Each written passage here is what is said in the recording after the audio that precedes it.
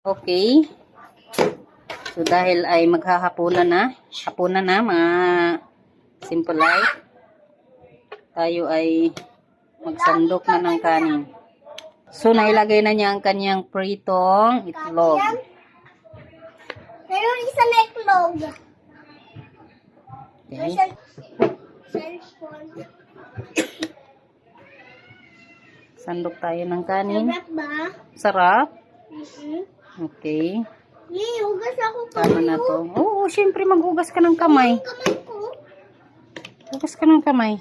Okay, so ngayon naman ay magsandok ako ng ulam ng aking ate.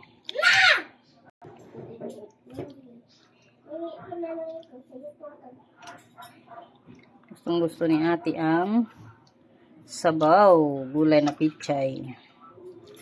Okay. Ubusin niyo yan ha. Stephen, higop ka ng gulay. Ito pa.